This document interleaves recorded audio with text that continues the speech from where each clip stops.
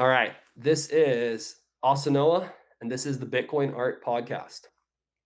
Welcome to the Bitcoin Art Podcast, the show where we explore how Bitcoin isn't just code, it's culture, philosophy, and art. Before we begin, I'd like to give a shout out to all of our sponsors of Bitcoin Art Magazine, all of our patrons, and all of the artists who have helped make this possible. Today, we're sitting down with Yonat Vaks, a Bitcoin artist, and now co-podcast host with me, as she will be hosting the Movement of Art, a roundtable of sorts with Bitcoin artists and culture leaders in the space. I would like to ask you, Yonat, to begin, how about you tell us a little bit about your childhood? What sort of environment were you raised in? And who would you say were the people who shaped you the most? Okay, wow. Um, okay, so I was born in Israel, and I grew up in a kibbutz. For those people that don't know what that is, it's a kind of village that's based on communist values, and they are like when I say communist values, like hardcore communist values, which means that it's kind of like a village. Most of them were around like 300 families. And it was like each village had their like income factories or agriculture or whatever, and people would kind of work um, in what they were good at, and everyone would be paid the same from like the common uh, like yeah, it was the money was made for everyone, and you would get like your share. And children, so everyone, like parents had their like apartments, like small like living, it was basically like a one bedroom house, really small. And there was a children's house. So I grew up in a children's house, meaning I grew up without my parents. You would see like it was like it was according to your age, and then you would live and sleep with your like child, which like your age group, and your parents. You would see your parents from like 4 to 8 in the afternoon for like a few hours, but basically your day would be there, and you would sleep there. Um, yeah, I'd say that shaped my childhood a lot. And when I was growing up, they stopped these in the late 80s because they realized that maybe that's not a really good idea. um, but when I grew up there, it was like when I was a month and a half, that's when like that's when you moved to like the baby house. So even it wasn't even like from a small age, it was like from when you were a baby. And in the nighttime, like it was like every night there would be another mother that was in charge of like being with all the babies in case they like wake up, but it wasn't your mother, or sometimes it was your mother, but um yeah. And so that was how I grew up until I was 5. And when I was 5, my dad got like a job offer in like actually in the factory that was part of that village, but they had like different factories around the world, and we moved to Florida, um, which is my English is like this. I grew up in Florida for all of primary school, and then we went back. But when we went back, we went to like a normal place. So yeah, that was how I grew up, and yeah, I'd say that influenced my life a lot. Um, yeah, as for like one specific person or people, I don't know if there's like one specific person, just kind of life and how it happened, I think is more like, yeah.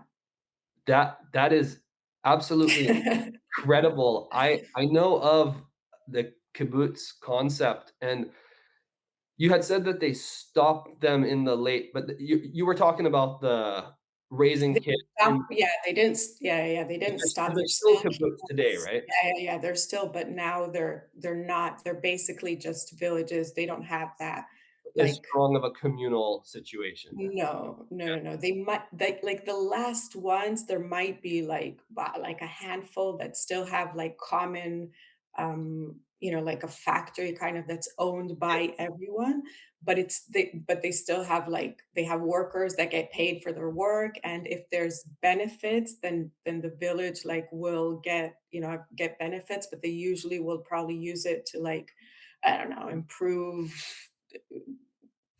I don't know, the outside, or it's not, everyone works for themselves, just like a base. They kind of stopped the communist aspect of it. part of They're yeah, still they're still villages, but they basically work like village, like everyone knows everyone. It's like a big family, for good, for better, for worse, yeah, what that means, but they don't have that like hardcore, you work for what you do what you can and get what you need kind of thing. yeah. And the common, I mean, when I was growing up there, there was a place to eat. There was like this, um, let's call it a restaurant. I don't know how to like translate it, but it was, the house like where my parents lived, it was basically like a small living room and a bathroom, a bedroom, and you had like maybe like a small, really, really small kitchen to like make coffee and stuff. But you would eat 3 times a day in this like communal eating place, that one of the jobs was the people who worked there, like to make food for everyone. That So that is so fascinating. I actually lived in a community in Southern India for a few years with my family, when I was younger. That was what I can only imagine the kibbutz are more like today, where it's not entirely communist, but it's still very communal. So I'm familiar with that environment. The part about the children being raised from such a young age in like a nursery, children's nursery of the community is absolutely insane, and that blows me away. I think you said at 1.5 months old, you were put in there. I mean, that's just that's just wild. It's so interesting because I think that there's a lot of like continuum tribes and indigenous tribes in which like the children were raised very communally and the tribes of course lived very communally, but something about that feels off, where it sounds like it was seemed like that it wasn't exactly how it was more from the way you described it, I think, I isolated, mean, I like think in their, like, if you ask my mom was raised like that too, huh? and my mom, in her generation, it was from the hospital. Like, my grandmother came from the hospital. Can you imagine, like, a newborn Wow, with all of that means, like, would go to the children. Like, my mom was never with her parents. So, and it like it got like, I think my sister and I were like 2.5 years apart, and I think she was with my parents for a few more months. So it kind of like, you know but it just goes to show, and it wasn't from a bad thing. Like, if you ask my mom, she still thinks it was the best childhood ever.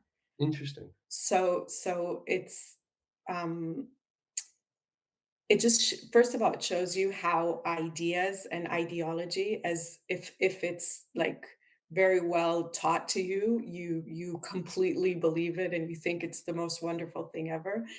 um that's my point of view, because I see it differently, right? But it just goes to show you like how our ideas can shape how we think about like different ways to live, right?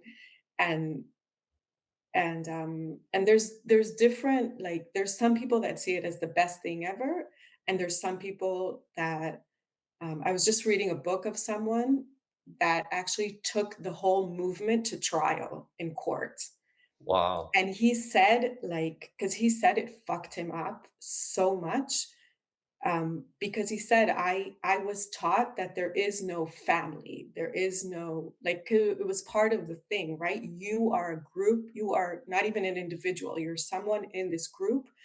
um, you don't have an individual identity kind of thing.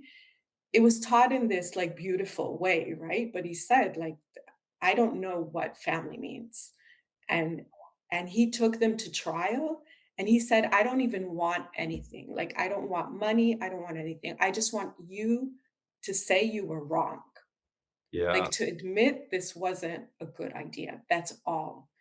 And he didn't get that, like, because I think there's so many people that it's so part of their identity that they don't want, when you admit, like, that maybe something wasn't good, it's like that cognitive dissonance. You're like, well, how do I live with that now? So you're just that you just you can't see it, right? And you just say, no, that was the most amazing thing ever. And I think today they are like good places to live, right? Because everyone, kids run around, and it's like a closed community. So everyone knows everyone, and kids can feel like they can go anywhere, like get into other people's houses, and everyone protects you because everyone knows who you are and you're part of this like big family. But it doesn't have that other, but you're still have your own family, right? Yeah. And also it just went to show, because I think at one point people were like, I mean, it's against human nature, right? It's like everyone does what they can, yeah, but then I'll work really hard and you're gonna do shit, right? So why do we get the same thing in the end? That's not, it's really beautiful on paper, right? But it doesn't work. And it's like it's like that thing that like communism works in your family, right? Yeah. Because in our family, we're all communists, right? We in our small like family with our kids, you do what you can and you get what you need, right? That's how it works, and that's the best way, right? And they say like socialism works in your small like community, your small like group of friends and community, and then it doesn't work on scale, right? Yeah. So Wow. I feel like yeah. I've got a million more questions to ask you about that experience, but, Yeah, yeah. That's like a whole that's gonna series be of all. podcasts about that, I think. How old were you, did you say, when you moved to Florida? 5. 5, okay.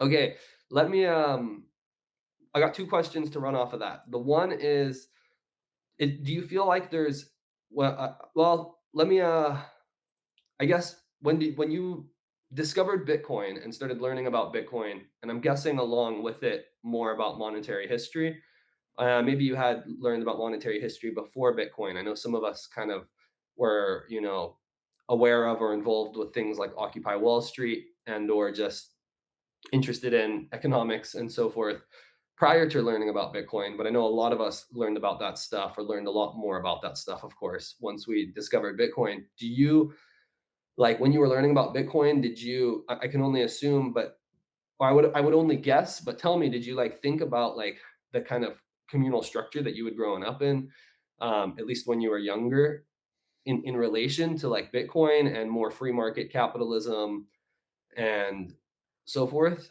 Anything notable that you might share with us or that you remember? Like, wow, that's,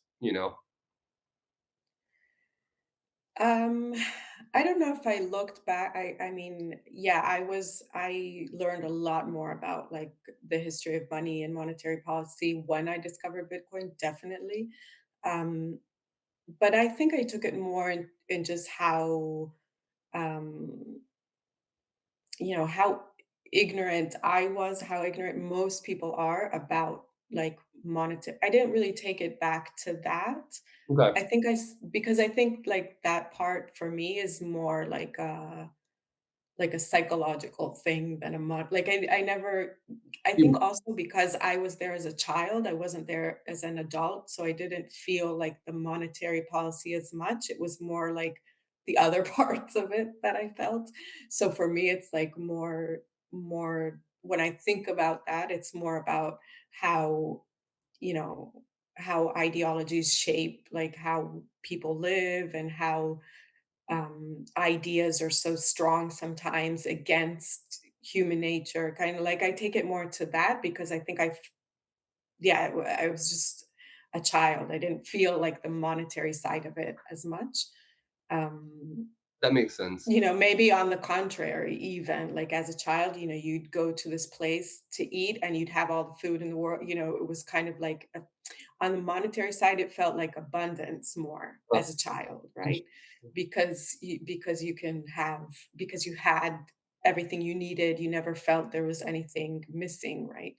Interesting. Um, but later, yeah, but when I learned about Bitcoin, it was more about how just seeing people around like struggling and not understanding, me included, right? Like not understanding how the system works and once you learn about it and see it, you kind of like, wow, it opens your eyes completely. And it's just, yeah, it's sad how most people don't know how it really works.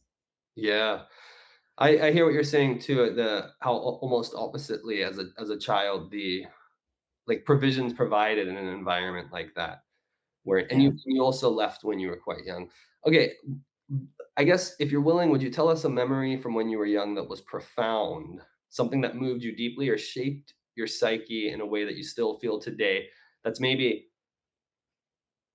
when you were a little bit older, or maybe a little bit more positive. Not that the your very early life in the kibbutz was not positive, but um, but it does sound like it was very interesting and possibly intense at times. So No, I mean, it's things I'm saying like as an adult looking back. Like I don't, if I remember, like my memories from there aren't bad yeah, memories. It's just kind of like looking back at it, you know, having kids of my own. It's just kind of like these things you do when you look back at things, right? But I don't have like bad memories from there. Um, Something profound. Wow, there's a lot of things. Um, it's funny. It's like when people ask, "What is the one thing?" I have like something in my brain. Like my son always asks me, like, "What's your favorite movie? What's your favorite?" I'm like, I hate. I don't not hate, but like I have a hard time with those questions of like picking one. I don't know how to pick one. um, Um, maybe some I think like in general, it's not like a moment, but I think something that really shaped who I am is that we moved a lot. Like just because of like, we lived there and then we moved to the States. And then just because, or my parents wanted to move back to Israel, we moved back. And then we were, in this house that they rented while they were building another house, just kind of like, life. We moved a lot from place to place. So I think until now, basically, every 2, 3 years, we would change place. Like we would change house, we would change um, people that were around us. And I think that's one of the main things that, like, it's something very profound that shaped who I am. Because change for me is something normal, especially today, the world we live in today, that things change so rapidly and you have to get used to it. Like if you don't get used to change in the world, like with AI and everything that's happening in the world today, you're gonna suffer mhm, because the world is changing so fast and you have to adapt. I think one of the biggest things you need to learn is to adapt and change and see how the future is like changing. And to me, on one side, yeah, there's when you change all the time, there's things but I think there's always things that you gain and things that you like lose, quote unquote. But for me, these changes, um, kind of like taught now change is normal for me. It's like it's easy. I like it. Like it's like okay, what's new? Let's it's natural. It's easy and I think it's something that shaped me also just to see that things are different in each place. It's like because when you move like from like a kibbutz in Israel to Florida, it's like it's not a completely different culture, but it is different, right? So it's like that thing where truths, um, the truths of how life is, you kind of get to see that there is no truth of how life is. It's just like a cultural thing, right? Most of the things, and how we see the world, right? Like I remember, and I kind of continued this as an adult, and also like moving from place to place, and I think especially when you live in a culture that's similar, or go move to a culture that's similar to yours but a little bit different as well, then all of these things that you felt are like truths of how you should live. Like, I'll give you an example. I moved to Spain, and I remember my first encounter with it was I had an exhibition, and I needed to get this painting framed. And in Israel, I think it's a lot like the US, and like customer service, and like things are on time and all that. So I went and I said, "Okay, I have an exhibition like in a week. I need this ready the day before." And he was like, "Fine, like what frame do you want?" Da, da, da, da, da. I came a day before, and he was like, "Oh, sorry, I forgot." Not even sorry, like I forgot. And I was like, "What do you?" And it was just like, "Yeah, I forgot." Like, "No, oh my God, I'm so sorry. I'll do it right now." Like, I forgot. And my first reaction was like, what do you mean? Like, what do you mean do it now? Da, da, da, da, da. And it was like, I'll try to do it for tomorrow. And the thing is that a lot of people say, "Oh, people in Spain are lazy," da, da, da, but and my first reaction was that, "What do you mean? Like, you're sorry? Do do it now. Like, I need it." But after living here for so long, I really, really, really respect that. It's like someone told me a saying, like in Spanish, urgency and emergency, like the emergency room is like the same word as urgency. And like the phrase is las urgencias para los hospitales, like emergencies are for hospitals. Like if no one's dying, there's no urgency. And that phrase, that way of thinking about life, like changes you completely, because it's right. Like if no one's dying, chill, right? Like it's not the end of the world. Nothing will happen. We'll fix it. And it's just like a way of being in life that I think is a lot healthier in the end, at least like from the culture in Israel that's very, very like stressed, and like everything's an emergency kind of thing. So, but it makes you realize that things can be different, right? And I think when you see it in a place that's close to what you know, because a lot of the culture here is similar to what I know, but then there's that one thing that's different. And you're like, oh, so things aren't, because I think if you go to a culture that's completely different than yours, then you just see it from the outside. You don't see those little like things. Yeah. So anyway, that was a long story of of how like changing things, I think, shaped who I am. Yeah. No, thank you. That was wonderful. I can relate. I've spent some time in Hawaii and in Costa Rica, so, like, aloha shoots, brah, they say in Hawaii, and it's like, "This ain't the mainland. Slow down, this ain't the mainland."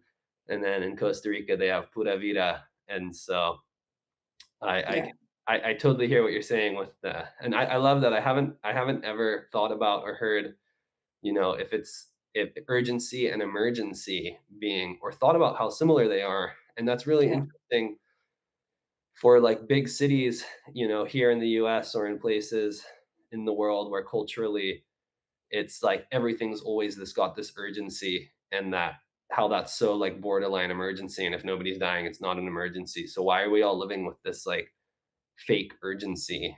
Um, Yeah.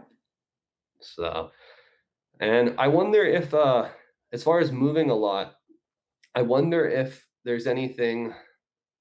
I don't know, very possibly not, might be totally random, but with Bitcoiners having shared experiences on that, and or if that brings any understanding to Bitcoin because of the just the geographical, like the lack of tether to a specific geographical location, which Bitcoin can help bring you, and how I think that that's definitely a feature, not a bug, growing up with a nomadic lifestyle and being able to move easily in the very interesting and often scary times that we're living in the world today. So very fascinating. And that story about the painting is hilarious. I guess tell me a little bit about your art journey and when did you start making art? And then when did you start making Bitcoin art? So I've always kind of made art. Um, yeah, since I was little, like art was something I loved to do. Just anything like painting, making things. I had all these. I was just like a few weeks ago, my son was wrapping this present for someone for like a birthday, and I remembered that I had a book about ways to wrap presents, like just to learn how to wrap in like really different and cool ways. And I had all of these books. Like that was my favorite thing. I think like I never understood like how to play with dolls and Barbies and stuff like that. I just like to make things. So I think yeah, it's always been a part of me. Um But I think to do it, like, professionally, I had this thing that you can't live as an artist, so you have to find something else. Um, and when like, before I moved to Spain, I started learning alternative therapies by chance completely because it was kind of like yeah, I was working in this place, and I was actually I had time in the morning, and I was like, "I'll go to do, like, art courses or something in the morning, and someone said, "Hey, there's like this alternative therapy school close to here, and they have like things in the morning." I was like, "What?" I didn't like for me then like alternative therapy was this like I don't know crazy weird thing, but it sometimes people say something to you and you're like in your gut you're like I'm gonna like find out about that because I don't know something tells me to I want to know more. So I went to that and then I kind of started a path of like psychology, alternative therapy. I went to university. I kind of really wanted to go to research. Like it really interested me, the like body, spirit, body, mind connection. And I went to university and started studying psychology and biology and philosophy. And I kept coming to like the professors and saying, like, is there anybody studying like body mind? Which today is like super mainstream, right? Yeah, But all of them were like laughing. Were like, yeah, go away with this like bullshit. Like this is a serious institution, right? Don't and that really it was because for me like going to university was supposed to be this place where knowledge and research and finding things out and like very open and all of a sudden you realize that it's a lie nobody's open here to anything basically, not anything new, unless you're in the like the lane of what we're supposed to study here. They're like, this isn't, this isn't, this is bullshit. And it's like, well, isn't this place to study things that are supposedly bullshit? Like, isn't that the whole point? Like, at least study it, and then you can say it's bullshit. But anyway, so I left that, and it was kind of like a moment in my life where I was, um, yeah, I mean, that kind of collapse and all kinds of things, and then I had this it was like I've always wanted to do art, like, I've always wanted to do art. I always had this, like, dream of doing it in Italy because, like, the just from studying art history and things, and it was just a moment, those moments in your life where, like, "I don't like my life, I don't like what I'm doing, I need, like, a huge change," and so I started looking for like art schools in Italy, and I realized that first of all, I've been studying for a long time by then, and Mhm. all of these art schools were like 4 years in Italian, and I was like, oh, and and then I found like an art program in Barcelona in English, and I was like, I'm doing this. I don't know where this will take me. I don't know what's going to happen, but um, I'm going to do this. And then after a year, see what happens. And that was like something that completely changed my life. It wasn't, it was this, I would call it, I'm going to kindergarten because it was like every day we would experiment with something different. So it was like welding and working with wood, painting. Like every day it was kind of like this year that you can experiment with all kinds of different techniques and then kind of find what you like, right? Yeah. And it was teachers that were like experienced in like these different materials, and you had your space in school where you can like stay and work, and I had like money set aside, so it was like just about that. And um and it's like you have those moments where like, fuck, you know I'm in Europe making art. This it came true. I made it come true, this dream. Yeah, and then just kind of life also happens. I met my husband in that year, and I stayed. And then, that change was kind of like, okay, now what am I going to do? Like, I can start over with like therapy, doing like alternative therapy here, but I still don't have the language. I don't, getting like your certificates and stuff is like a big process to like work, properly in these areas. And I was like, fuck it, I'm gonna be an artist. Because it was basically starting over. So it's like, why is this more? Why is this more? I don't know, practical than this, right? It's just a matter of like, what you decide to do.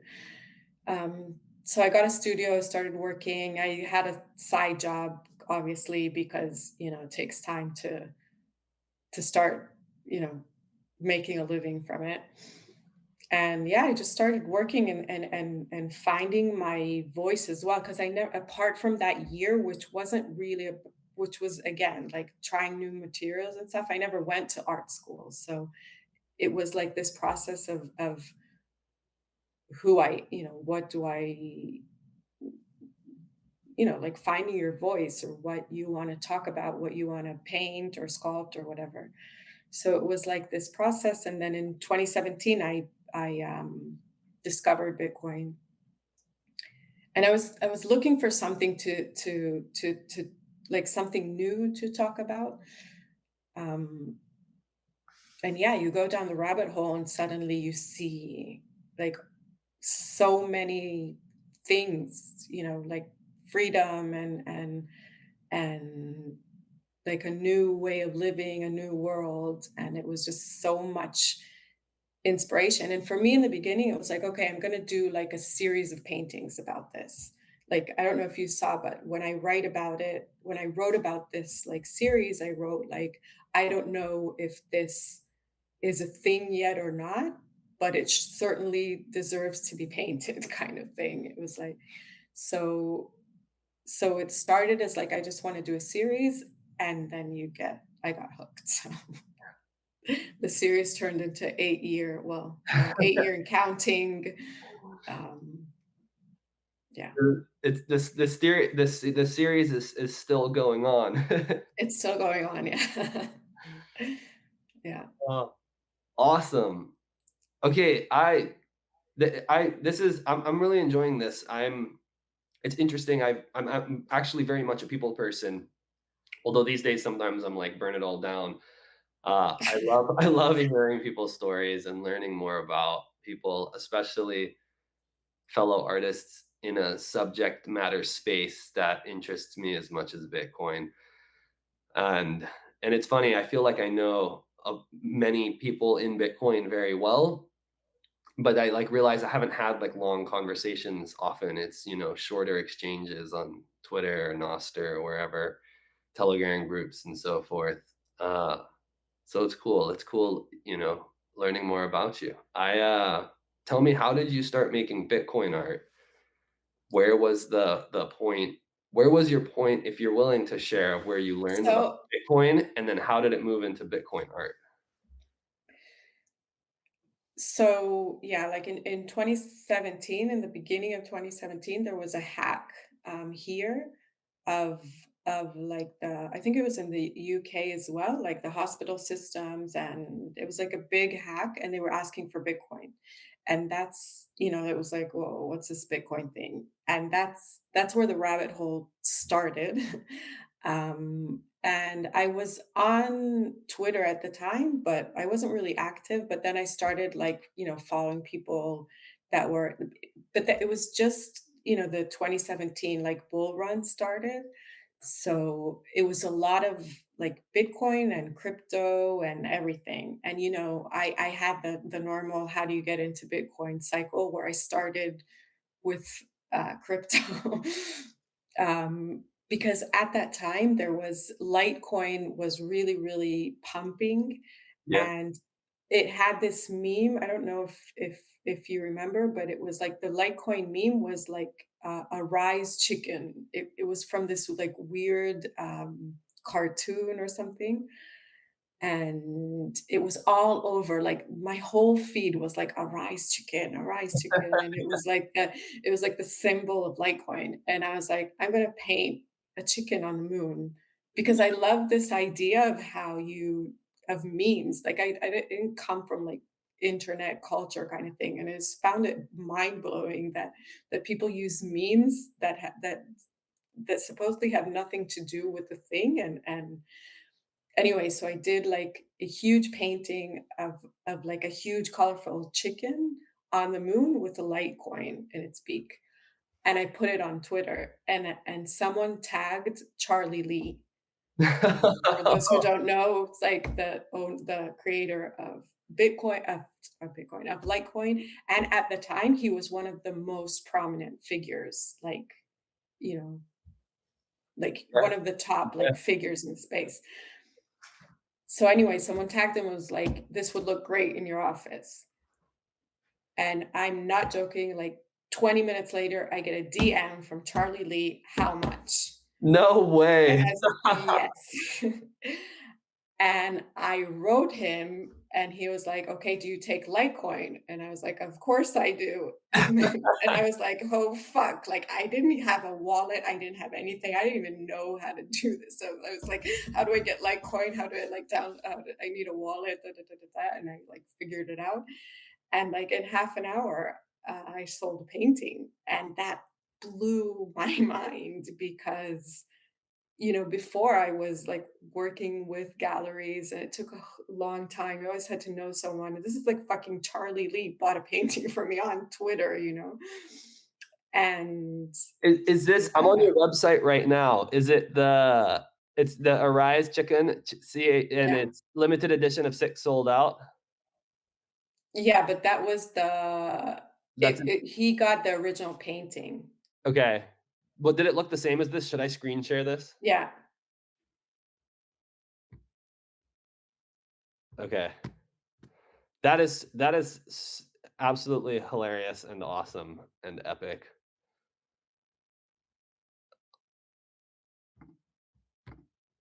Okay, can you see it on here? Is this the one? Yeah, yeah, Oh my gosh, that's epic. yeah. So Okay, it was like an oil painting like this, and yeah.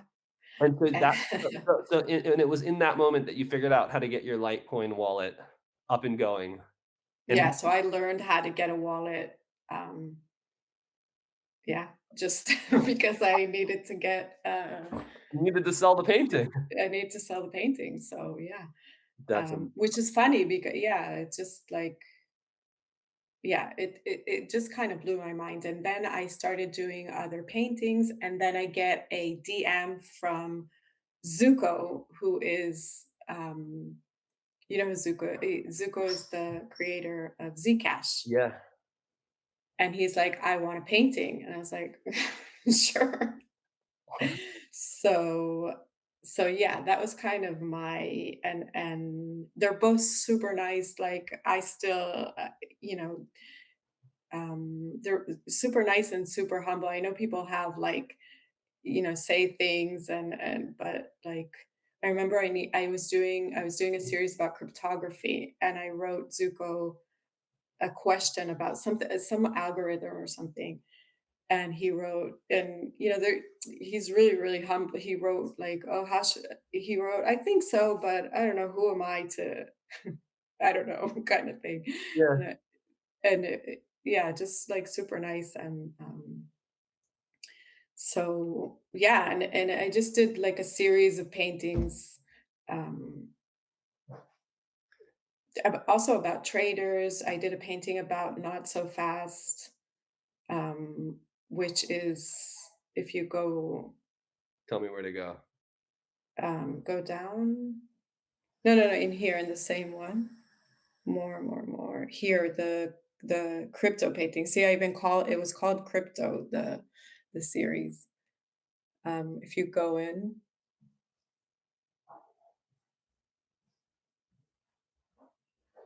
Keep can you going. click on that? Yeah, if you click on crypto paintings. Oh, is it not? Oh, that's so strange. I clicked on it. Oh, it's opening it in a new tab. Here we go. Okay, so this is the first series I did.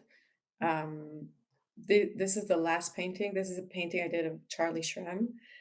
Um, but if you go down, Shall I start at the bottom? Yeah. yeah. So this is the chicken one. Okay.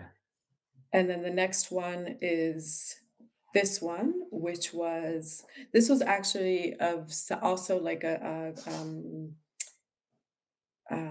like a Twitter. He's not on Twitter anymore, but he was like a big trader in that in 2017, Uh-huh. and he was Turkish. So I was kind of like, this is kind of like the story of the trade, the how the big, also about tulip, like the trade between um the Dutch and the Turkish, and that, when like trade kind of like expanded, and the tulip bubble. And um yeah, so it was this sort of format is very, very typical for like Dutch paintings in the 17th century, where there was like a person sitting in a room with like a Turkish rug and a window. So it kind of like took that format, but painted this trader that was on Twitter with his like sports shoes. It was like a big, yeah. So that's like the idea of this painting. It's on the table. Um, yeah. And then, yeah, this was like, it was big, like when moon sir, right? This Yep, like when, that was like the sentence of like 2017. So, yep. yeah, that was that. The one on top is the painting I did for Zuko, because they were looking for a mascot for Zcash, and I think the zebra was chosen in the end, but he wanted tardigrades. Do you know what tardigrades are? Because I didn't when he asked for that. No, you're gonna Have have to you tell heard? me what tardigrade. Okay, you have to, like, look it up. It's this they lit there it's like this like, microscopic, um, animal thing, I don't know, that lives in the Okay, ocean, but when you look at it in a microscope, it looks like a little bear. It's okay, fucking crazy. Apparently, they're really dangerous in the water because they're, I don't know why, but they're like, multiplying, and it's like a really big problem. Look at that.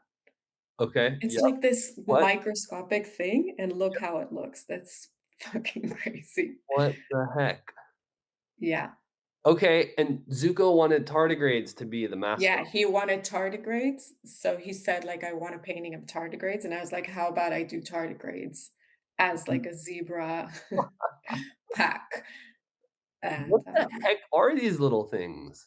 Yeah, I that blew my mind Yeah, when I I'm looked I'm it gonna up. have to look them up after. I'm gonna be like 3 hours into YouTube videos on Yeah, tardigrade. the tardigrade rabbit hole. That's hilarious. Oh, that's super cool. Yeah, and this is another, uh, trader and miner, not so fast. I don't know if he's still on X. In Uh-huh. that time, he was super, super big, and I did like a painting of him about like mining and what he does. Also, super, super nice and supportive collector. He also bought the Sound Money guitar like a few years later. Okay. Um, so That's awesome. yeah, and then yeah, the last one is Charlie Shrem. And like all of these, like I do a lot of research for my work. So like for this painting with Charlie Shrem, I would listen to like loads of episodes of his podcast. He had a Mhm, podcast that's called The Untold Stories, where he kind of like talked about a lot of things that happened in like the first years of Bitcoin. mhm. So yeah, it was super interesting. Yeah, so that's my first series. That's awesome. That's Um, such an epic, Bitcoin artist origin story. A Chicken painting bought by Charlie Lee for Litecoin. yeah. I think that's Yeah. oh, man. Yeah, but it was like that peer-to-peer thing. It Yeah, was the real thing, yeah, yeah. So, Alright, so tell me then, how did you it seems like in recent years, you've been more Bitcoin focused mainly. What yeah, was there a I mean, I guess what was your kind of arc from the crypto craze and the crypto alt season of 2017, and then 2021 as well had quite the alt season, to just yeah. moving more towards, a Bitcoin focus? I think it was because, I mean, like, if you can see a lot of the things I do, they take a really, really long time. Like, I really like the meaning and the research behind it, and I think when, the Bitcoin aspect of it and everything that's around, if you talk about, like, the freedom aspect or the culture, it's just more rich, right? It's like the base of it all. Um, so that's why, like, the focus was more on that. Yeah. In 2020, I did do, NFTs. Mhm. They were always about but they were still always about freedom, like, about freedom, about asking, like, what,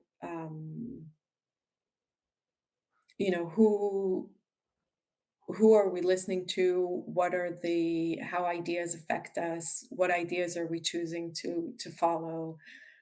It was always about that anyway. Mhm. I did a series about cryptography, about like I read the book The Code Breakers. You heard of it?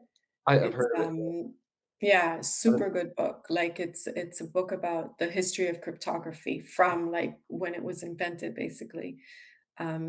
And so I did like a series about cryptography, and specifically about all of the cryptography that was invented until, leading to Bitcoin.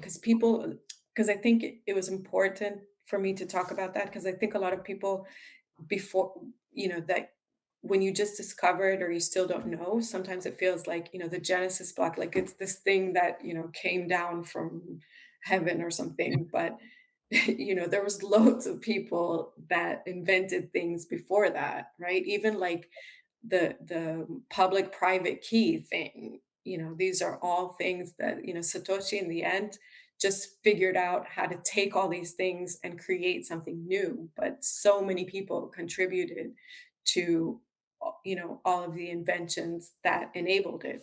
So it was like a series about all of these people and the cypherpunks and like all of the movement that led to this as well, which I think is super important to know, um, as well. So yeah, and then I kind of did, like, if you look at the harpoon, the guitar, the cloak, the drum, the musical instruments, it's also kind of like, um, I don't know, like a quest or a trip around Spain, because um, all of these pieces are are like, special artifacts that are made in different regions of Spain. So, like, the harpoon is based on the Basque Country and the story of the Basque. I kind of, like, took the story of Spain and created the story of Bitcoin around it, because the idea for me is, like, history evolves in spirals. Like, this question of revolution and freedom, it already happened.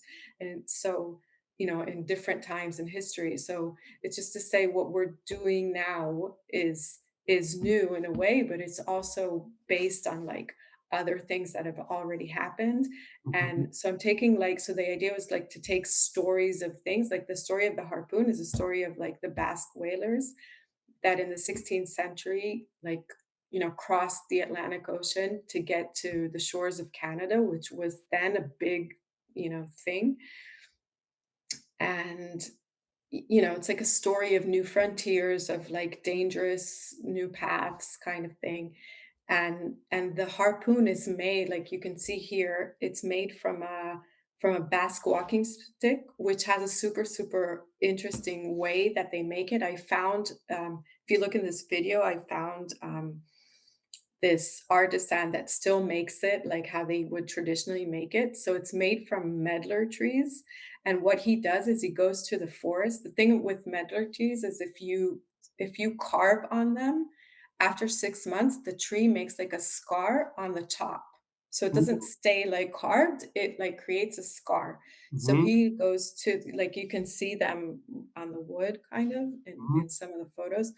So he goes to the forest, like, with a knife, and goes to the trees and makes, like, scars, but in, like, certain, he does, like, patterns and stuff, Mhm. and he always does, like, one branch out of the tree, so he doesn't, like, fuck up the whole tree. He just does, like, one branch, and then 6 months later, he comes back, and they have, like, the scars on him, and then he'll chop, see, like this, like, these scars, Mhm. and he'll chop up that wood. He The wood, like, goes through this treatment. It dries for like 10 years. This is like a family that's been doing this for generations. So they have, like, supplies. And then the wood dries for like 10 years. And then they make a walking stick. The part of it is from silver, like the bottom parts is from silver, the top part is from leather, and it opens up in the top. So this was used by, like, people that would go, um, with their flock, like, to by themselves. So it has like a hidden weapon inside. So when you open Wow. the top, it's like a sword. It's like a knife. Wow. Yeah, but you can't see it because it's like, that's why if you go down, if you look at, or up, I don't remember. If you look at the photos of the harpoon, you'll see that it opens up. See there? Yeah. Yeah, and there's like a sword.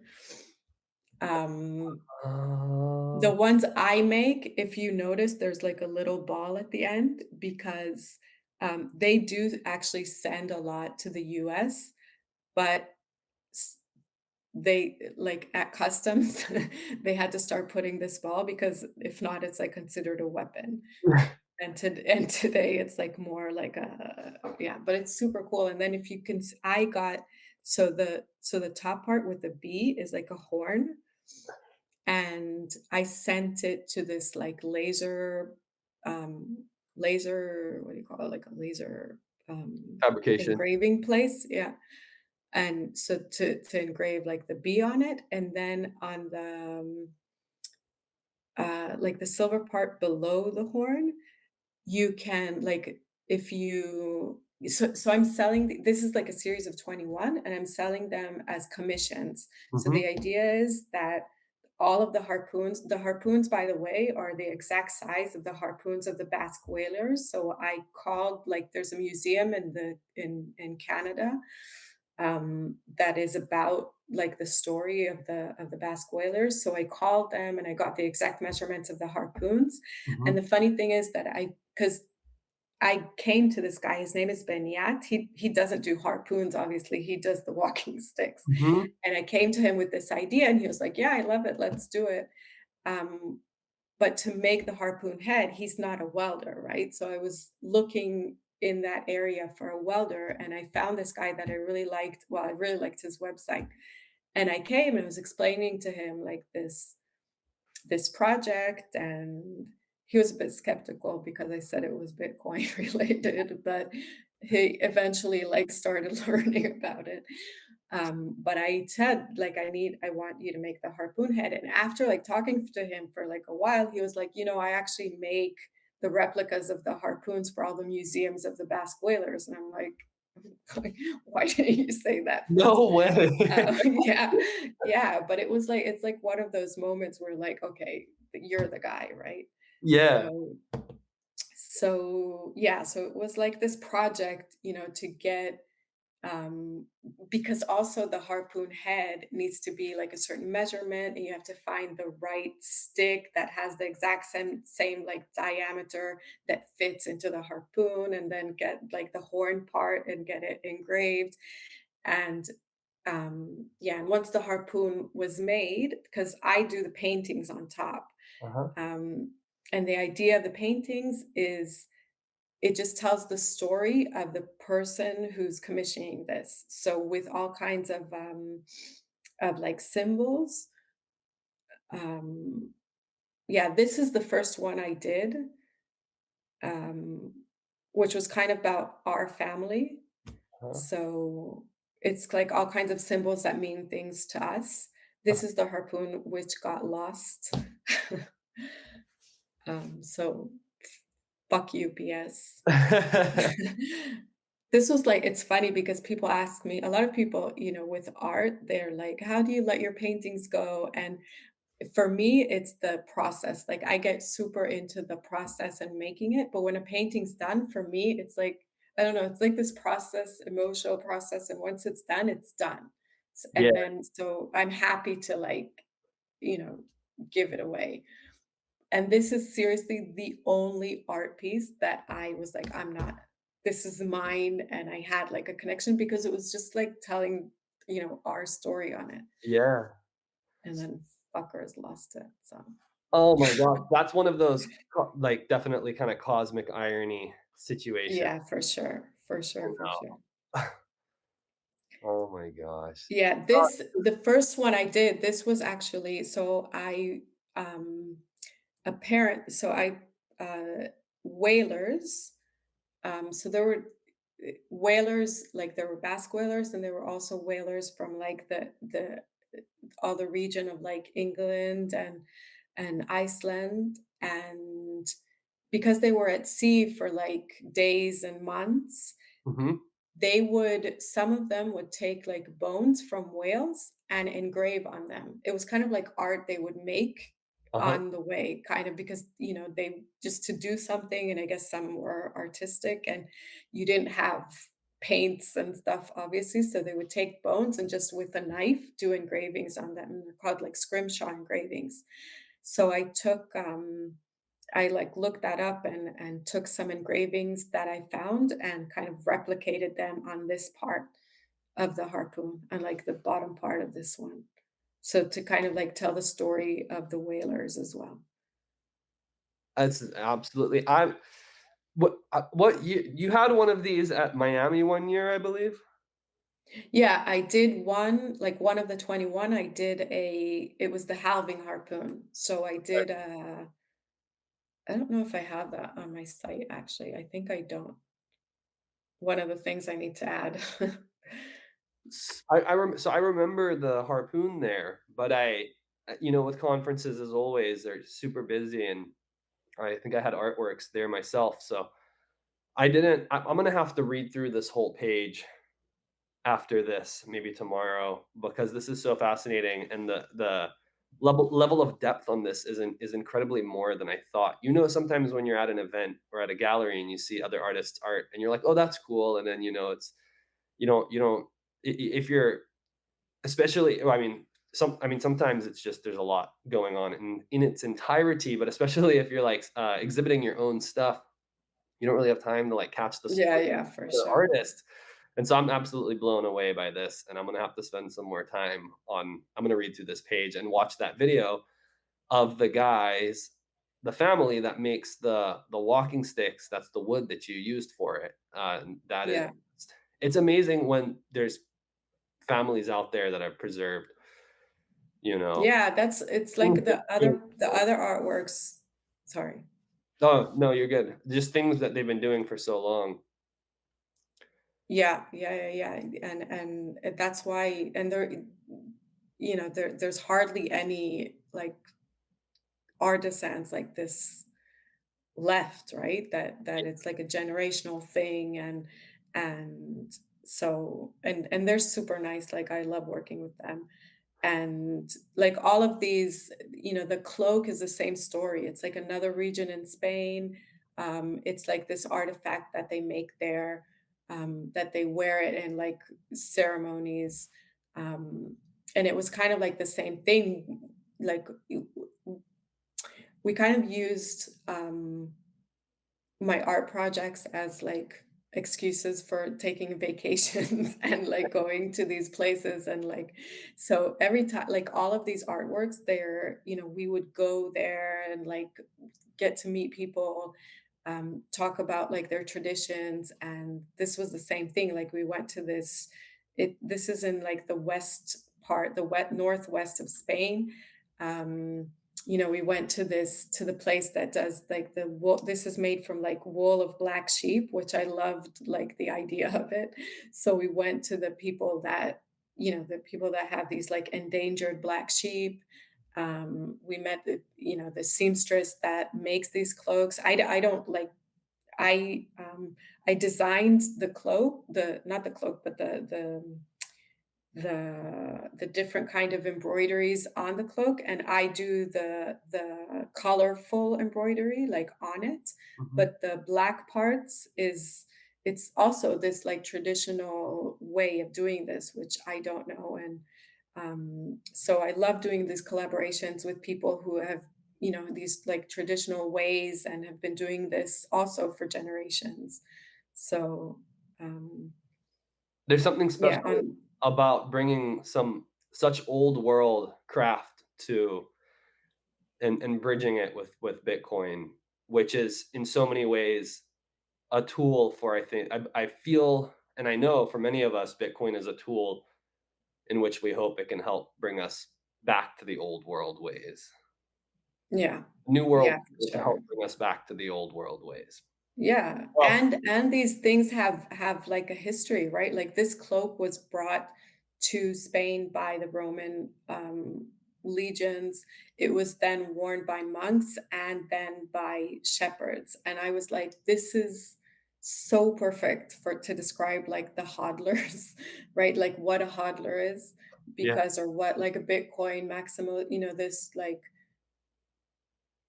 determination, belief, like soul, this like army in a way to protect this idea.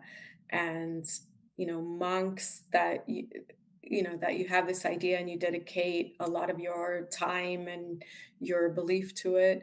And then like the shepherds leading, you know it has like all these ideas in it as well, and all this history. So A that's lot like, many, many, many parallels there. yeah, Who yeah. So and this cloak, I remember this cloak was it 22 Miami? yeah, I think so. Okay. I remember the cloak as well from Miami. But I Yeah. also didn't get the full story on it once again, so I'm also gonna have to read through this whole 'cause I Yeah, all of these have like really long stories. And they all have this like rigorous research aspect to them, and I always go to that region and meet people and talk to them and kind of understand where it comes from, where the tradition comes from, and yeah, that's Rafaela. That's the woman that makes the cloaks, and Wow. yeah, and all of these people like super nice because these are like you can see here, these are like the traditional black um designs. And then I was like, can we do a different design? Yeah. Because I wanted to do like Merkle trees and then like the 21 and the infinity sign and all that and hodler. She was like, sure, send me the design and I'll do it. And then after that, I embroider like the number. This is also like so you can see it's like 1 out of 21. Um, Mhm. yeah, it's also a series of 21. So it's also commissioned. So you commission like the cloak. We can change a little bit the design. And what I do is on the front, on one side, I do like I made this um like brotherhood symbol of the hodler, which I put on one side, like I embroider on one side, and on the other side you can embroider whatever you want. So, well, I embroider whatever you tell me. So it could be your name or I had someone order one and wanted like an embroidery of Pepe. So Nice. yeah, And then so was it Eric? I believe does Eric Kaysen have one of these? yeah, Eric Kaysen has one. Yeah. Okay, did he get the one in Miami 22? Am I remembering it correct? No, that the one No. in Miami is in the Bitcoin Museum in Nashville. That was Okay, yeah, okay, that was number one and it's in the museum and yeah, Eric got another one. that's awesome. That's so cool. Awesome. I'm gonna have to come back and read through this. I wanna ask more questions, but I also don't wanna run this for too long, and, so I need to know, you've gotta tell me about the Bitcoin Baba chakra, because Okay.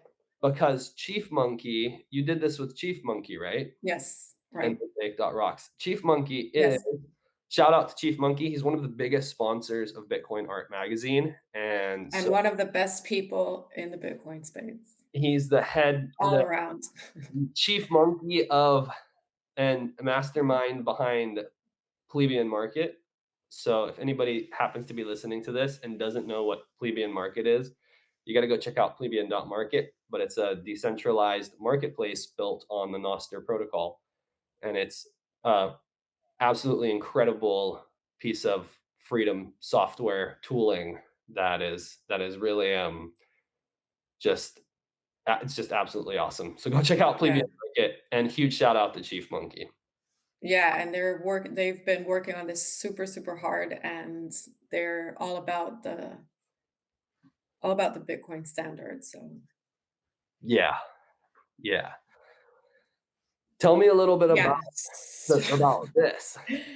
Just this is like an hour podcast, but, yeah, well, where do I start? First of all, this work, the both of us had, me and Chief Monkey, we had hours and hours and hours of talks on literally every like brushstroke color layer of this thing. So it was like after that, like 'cause we did this, it was Chief Monkey and Mosaic Rocks and it was like after that we were like, oh, we should have how did we not record all of these talks? Like, because it was just about every part of it. So what we did, I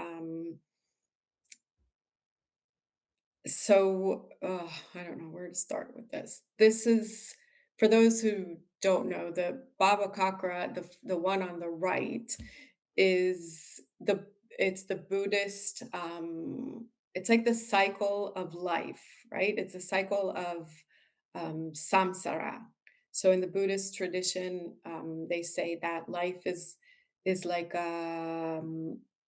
it's like the suffering you go through this um suffering in life, and the objective of this world is to get to nirvana, or to understand that um, we need to like keep our um, what's going around us is just the suffering of the world, but what's real is like our soul, or what's inside, and we have to take away all these bad things. And once you realize that you're just part of everything, then you reach like nirvana, and you get out of the samsara, like out of the realm of suffering, right? And it has like the four layers. So the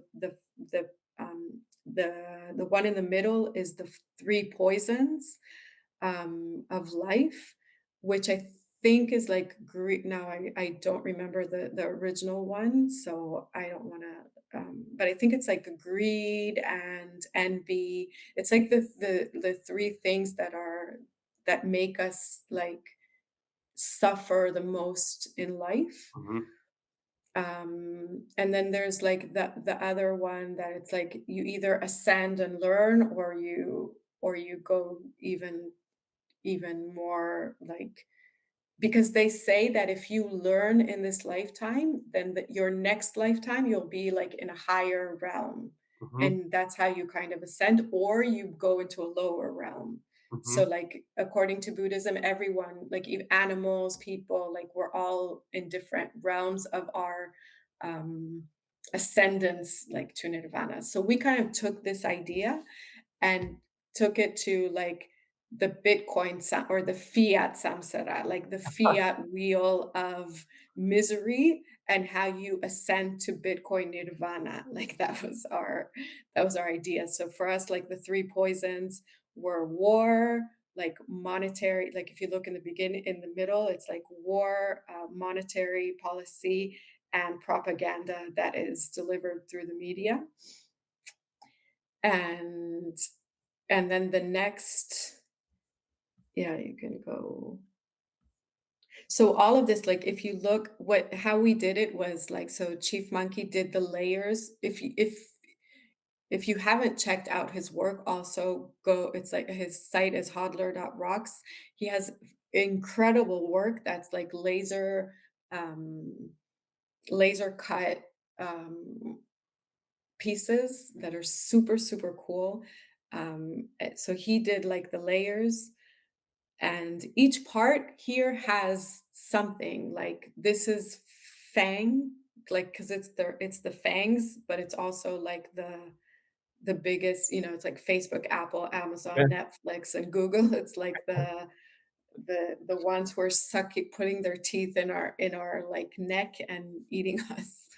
Um, and then there's the five poisons, that's also part of the, like, the if you go up, um yeah, these are like, so we took like the main fiat currencies, Mhm. which are like the five poisons. We have cowrie shells, which were like one of the first forms of money that is on there.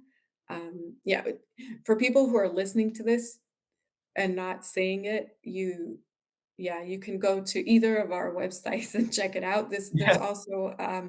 There's also this was written about in Citadel 21 and in the Bitcoin magazine, and there's like a super long explanation, but you have to see it. It's like really hard to explain if you don't see how it looks.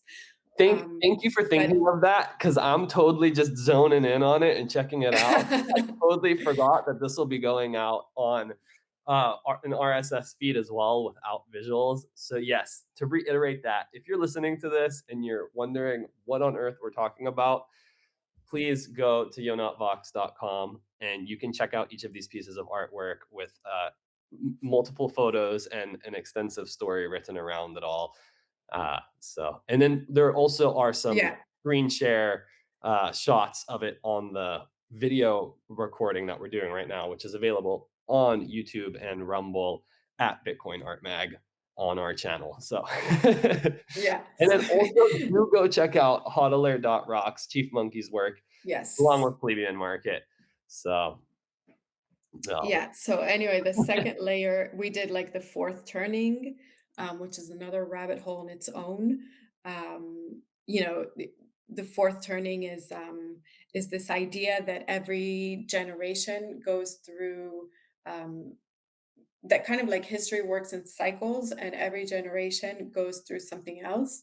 So and creates like the next thing, right? So if we look at like like the world war, if we look at like the past century, then the world wars um were a generation that was it's kind of like what is happening now, like turmoil and um like a lot of things in the world are like war and conflict and turmoil, and then from that comes like this generation or 25 years where there's kind of like a quiet, um it talks about also like the generation, like your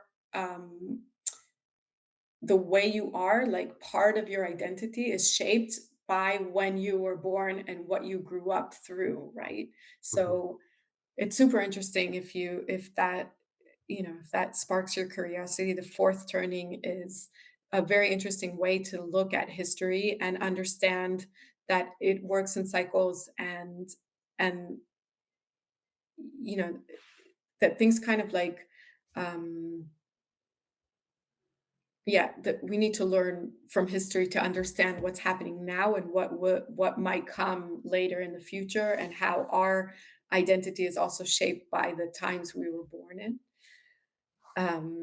Yeah, and then the second cycle is like the six realms. So there's it's like the six realms of where you were born, as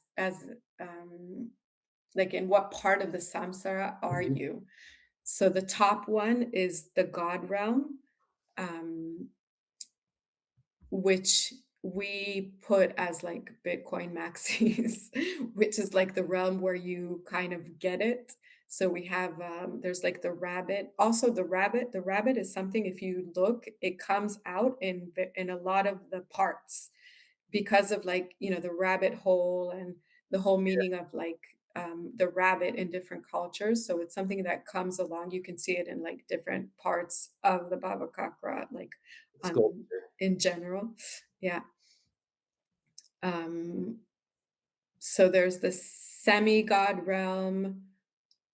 We did like we did this is like the god realm. I think if like Yeah, I have to go back and study the real Baba Kakra again, but I think this part we did like crypto traders. Yeah. So it's like people that understand or know about it, but don't fully understand like the meaning of it. Mhm. I don't remember what that is in the real Baba Kakra. Mhm. Um, I think it's like this form of gods that are just hedonistic. Um, they're here to enjoy life, but not like the meaning of it, kind of. Yeah. And then on the left is we did all of the like plebs. You can see someone like stacking coins, Yeah. like stacking sats. And then there's the rabbit with the 42. This was a shot again. Shout out to Chief Monkey, because the book that like the meaning of life. The Yeah. book, Hitchhiker's Guide to the Galaxy. yeah, yeah, that the meaning of life is 42. So we were Yeah. like, well, 42 is 21 times two, so the meaning of life is like 21 times two.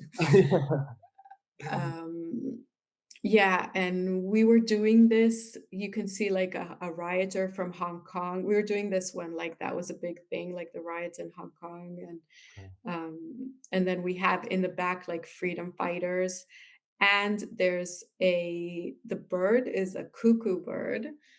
So I have another piece that talks about this. It's from a Greek from a Greek like comedy from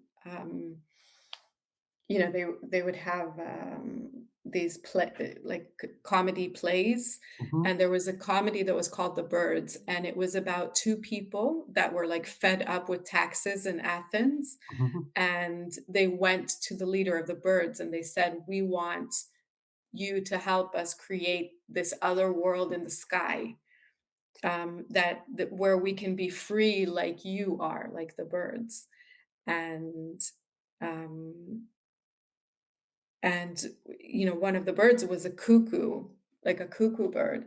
And Uh-huh. that's where the saying, like, you're cuckoo, like you're crazy, comes from. Like, what do you mean you want this other world?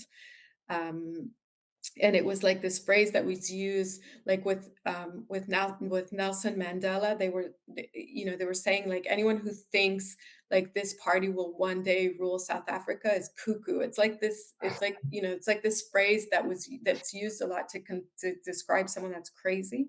Yeah. So I use the cuckoo bird a lot to, like, be cuckoo, be Yeah, that crazy person. yeah. Yeah, and then the 12, and then there's the outer layer, are the 12 things that keep you in the samsara. They're like the ways that keep you in the suffering. So these are like the ways that keep you in the fiat samsara. So it's like lack of education, the divide and conquer that governments try to do to, like, get you away from paying attention to the real thing. The lack of education. We did this is like the Pink Floyd cover of "We Don't Need No Education." The one in this one, yeah, Yeah. of the song. This is the amount of detail in this, you're right, this will need a whole entire episode of its own. There, by the way, this was auctioned on Scarcity. It was one of the first auctions on Scarcity, and there's somewhere there is like an hour and a half long where Chief Monkey and I talk to Chris and go over like every little detail of this. So that's somewhere. I think it's on YouTube. If you can Um, find that, please send it to me. okay. Yeah. Let me check. Right, I think it's on YouTube. On Oh, It might be you guys have a book Scarcity. describing each part of the art? Yeah, yes, we have a book describing all of this, so we still have some copies left, so if anyone wants a book, you can Oh hit my me god. up, or Chief Monkey, and we will happily I'm gonna give have you to get a one. copy of that book Alright, I'll send before you they're one. all gone if you have any more. No, no, I have a few copies left. I'm gonna Yeah, have I'll to get a send you copy of one. that's a th this is like a super secret grail drop right here, anybody listening. You sh Yeah. hit up Yonat and shoot her an email, info@yonatvox.com, and see if you can score yourself a copy of this book. So, unless you guys plan on printing a Ooh, bunch more of them, but you gotta this yeah. will be first edition even if they print more of them. I want one of these first edition ones. Oh, Yeah, they're signed, and yeah, so we um I sent you in Telegram okay. the recording with Chris. Okay, awesome. I'm gonna push that out on all the channels. But Oh, that's yeah, awesome. so there's still a few copies of the book left, and if you see, we have a dedication on the back that you can see there. Um, This work is dedicated to every pleb, cyber hornet, and hodler of last resort for believing in and working towards a brighter future. It's your relentless optimism and positive action that is going to make it happen. You are an unstoppable force of nature whose time has come. Stay weird, you fucking weirdos. I love it. This is awesome. Oh my gosh. Okay, we're coming up on an hour and 25 minutes here. So I'm thinking let's bring it to a close for this one, just so we don't run this too long. Unless you've got a bit more time here, I'm also happy running it a bit longer. What's your what's your timeline? yeah, I have 15 minutes. Okay, let's kind of bring it to a close then and probably cap it at right around an hour and a half. And then Okay. let's definitely we're just gonna have to do another one where I ask you more questions because I now after talking to you for an hour have like 100 more questions, which I feel like is often how it goes. I'm like, "Well, wait, Yeah. wait, wait, hold let's go back to the beginning," and, so we'll have to do another one, but also we'll be doing these round tables, so I'll probably get to learn a little bit more about you on those and about your artworks. But I want to do some we got to do another episode and maybe just talk about like one even piece of artwork or two pieces of artwork because you have such Yeah, sure. in-depth stories. I had not realized, not quite how in depth your artworks were. So shame on me for that, but I'm absolutely blown away right now. Um, I've got to pull this one up real quick because this one is featured in the Genesis edition Yeah. of You Bit. can if you click on it, is that not clear that when you click on it, it opens? I need to change that. No, it Can is you cl opening it in another tab. Oh, okay. Right, It right. Okay, is. sorry. Oh, and there's not a full picture of it on here. Oh, that looks okay. Yeah, I need to work on my site. Ugh. Yeah, you gotta get the full photo on here because some of these are all this is the series you did is so good, Yeah, that does not look good. but they're Okay. cut off, which on the one hand is kinda cool because it's like if you want the real deal, then you gotta You see have it to at, click on it. exhibition in person. Um, but we have this featured in the Genesis edition of Bitcoin Art Magazine. So I gotta gotta take a look Yeah, at. I had a lot of fun, like, painting these for sure. Hey, so I've got to drop real quick. I got to drop a coupon code that gets you a free copy of the Genesis edition, limited edition of 1720, our standard issue. And that coupon code is for anybody listening to this, whoever gets it, first come, first serve. The coupon is Bitcoin Art Podcast, Yonat 21. That's all lowercase, and that's Bitcoin Art Podcast, Yonat 21. And that's no spaces, and that is 2-1 as in numbers at the end. Everything else is all lowercase, no spaces. Bitcoin Art Podcast, Yonat 21. Whoever just heard this, go grab yourself a free copy of the Genesis edition of Bitcoin Art Magazine. Cool. Um, and let me. Where did my tab go? Oh no, I, It's still on the screen if I know, but I now have.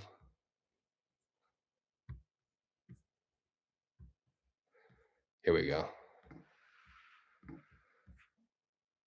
And we didn't even.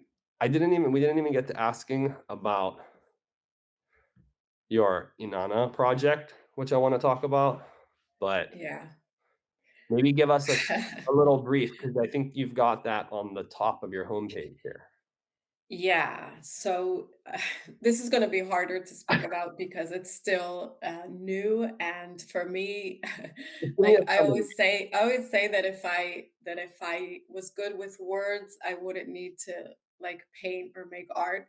So I mean, like I talk about other projects because I did them like years ago, and they're already like clear in my head. This one I'm making now, so it's not that clear in my head, but I can tell you my thoughts about it. Um, I was, it started like I was in this exhibition that was about like goddess sculptures from the past, like archaeological findings from the past. And I kind of like went down the rabbit hole of religions and how religions changed over the years. And there's this archaeologist that says that you know how like monotheism kind of like before there were like gods and goddesses, and um, she says that the fact that there were both, um, there's archaeological evidence that the societies were different. So she says there's societies that had gods and goddesses. There's like no sign, there's like no fortresses around them. There's no sign of there's like thousands of years without war. And she kind of says that what happened, you know, people say like the patriarchy, and now there's like this movement of bringing the matriarchy, right? And she says no, like it's that's not the point. The point is that these systems that we feel are like quote unquote human nature is is a system of dominance. So there's no difference between a matriarchy and the patriarchy. It's just someone else is dominating, right? Someone else is on top of this like ladder. And she's she says there's like archaeological evidence that societies were built differently. So not as like there's someone on top and there's all of these like people on the bottom and it's just power structures, but it was more a partnership society. So I think the best ideology that kind of is in today's world that talks the same is like anarchy, right? that that there isn't like this dominant structure, but there's still because when you talk about anarchy, you're like, okay, it doesn't mean there's no power, but it's distributed differently, right? So if I go to the doctor in that situation, the doctor, quote unquote, has more power over me because they have more knowledge. They have, there's still that structure, but maybe if I meet that same doctor in a different situation, then I'm the one that has more knowledge, right? So it's not like there's the same person that's always on top and in power and the people on the bottom. Because if you look at most ideologies today, like capitalism, communism, socialism, in the end, she says, like in the end, they're all about the same thing. It's just who's in power, but the Mhm, structure is always the same. There's someone on top and that makes all the decisions, and there's someone on the bottom. The only thing that changes is who's on the top, right? And she says that's not human nature. That's not necessarily human nature. mhm, There is proof of societies that lived differently, that lived in like more equal power structures. mhm, Um, and so Inanna was like the first goddess that there's writing about, that you can read her story kind of.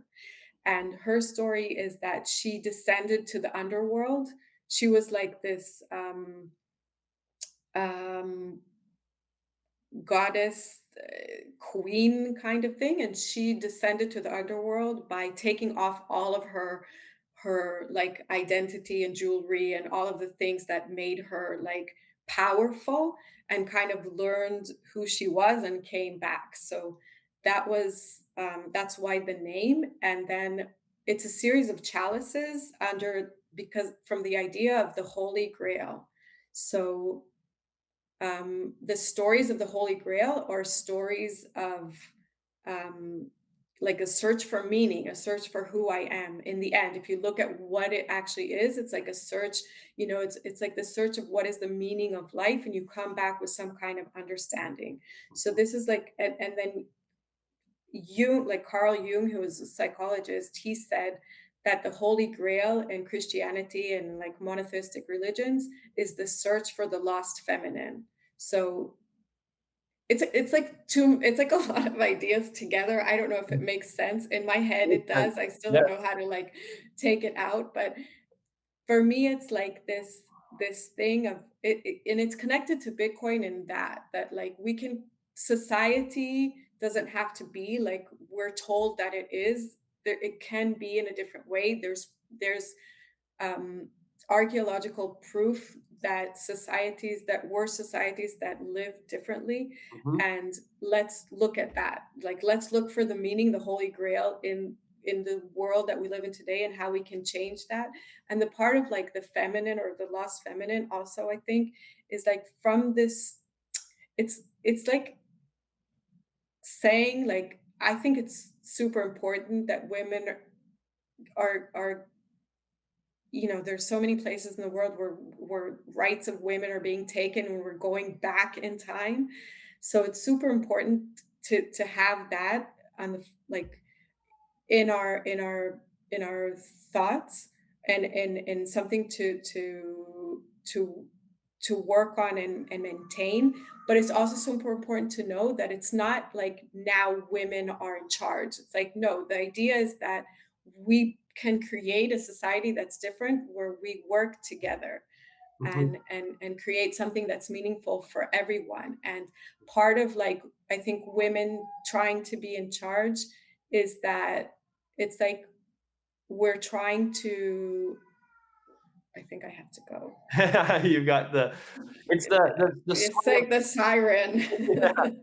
the swing of the pendulum, and Yes. maybe the goal is a balancing and a equalization and an uplifting, um, Yeah.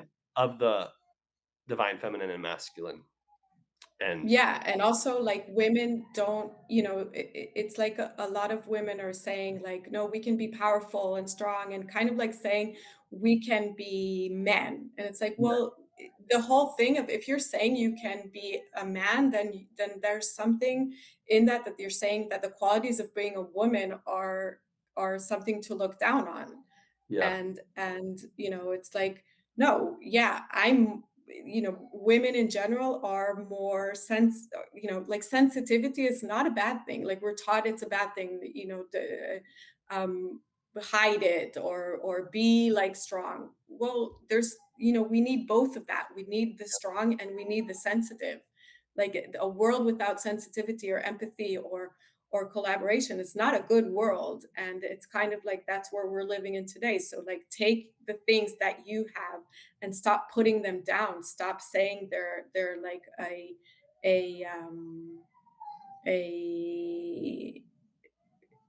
a you like so I have to go, sorry. no, you're good, you're good. You go, this is My amazing, thank kids you were so much for your time, and let's do it again, and let's talk soon, and you go. I'll close it out. all right, all right, all right, sorry, and we'll do this No, next you're time. okay, you're good, you're totally good. Okay, You're good, go bye get the bye, little one. bye bye. Alright, bye-bye.